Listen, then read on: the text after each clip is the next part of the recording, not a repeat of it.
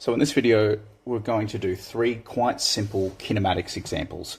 So all of these functions here, we have to determine a position as a function. In other words, for every single one of these, we have to get a displacement function or a position function with respect to time if the particle is at the origin, aka that's your initial condition. It starts at the origin. In other words, for every single one of these, your position, this whole equation is going to equal 0 when t, time, is also 0. So that might be a little bit confusing, but you'll see when we do a couple of examples. So here we go. The position equation is the integral of the velocity equation with respect to time. So my position equation is the integral of t cubed minus t with respect to t. So my position equation is t to the 4 over 4, take t squared over 2 plus c. Then, as we said, we replace that whole position equation with 0 when t is 0. So here we go. This whole bit becomes 0 when we make t 0. And this t is 0, and there's our plus c. So in this case, our c is 0, which is why I said this is quite a simple example. So we know that this position equation is just going to be t to the 4 over 4 minus t squared over 2 plus c, which is just plus 0. But of course, we don't need to write that. So really, I could just write xt equals, xt equals t to the 4 over 4 minus t squared over 2. Done. So that's A. Now B, we'll take a few shortcuts. Okay, we already know this bit here. We already know that that's the case. So I'm just going to get straight into it. My position equation is going to be,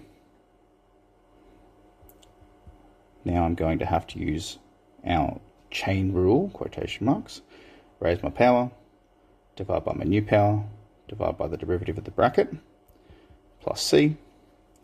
So my position equation is going to be 2t, take 3 to the 4 over 8 plus c. Again, sub in your initial condition, the whole equation equals 0. 2 times 0, take 3 to the power of 4 over 8 plus c. Now you would be very tempted to just say, yep, cool, easy peasy, same as before. These pieces were just 0, just like before. So yeah, great, that whole bit becomes 0 and c is 0. Whoa, hold on a second. The 2 times 0 bit, that becomes 0, but you've still got a minus 3 there. So really, what we've got is minus 3 to the power of 4 over 8 plus c. So we really have minus 3 times minus 3 times minus 3 times minus 3. 3 times 3 is 9, times 3 is 27, times 3 is 81, and we have 4 negatives, so we're a power of 4, so that's going to end up becoming a positive. So 0 equals 81 eighths plus c, so c must be negative 81 eighths. Now again, we'd put that into our final equation. X of t equals 2t, take 3 to the power of 4 over 8 minus 81 eighths. And there we go. We would have our final equation. Last one. Before I can integrate this, I need to actually move some things up a little bit and make it usable. T take 1 to the power of negative 2. So now, my position equation, I'm going to raise my power, divide by my new power, and the derivative of my bracket, plus c. So my position equation is going to be t take 1 to the power of negative 1 over negative 1, but I don't like the way that looks, so I'm going to just tidy that up a little bit, and what we're going to have is negative 1 over, and I'm just going to move this top half here, this numerator with that negative 1 power, I'm just going to move that underneath. So that is t take 1. plus c. Now, we've got that initial condition like we have in all of these. So we're at 0 when t is 0. So -1, don't be tricked. That just becomes 1. A lot of people would want to just cancel that out and make it 0. So that's just 1 plus c. So c is -1. And then once again, all we have to do is rewrite the full equation with our new plus c.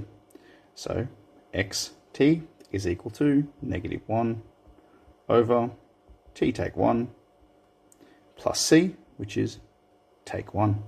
And then we have it, our final position equation.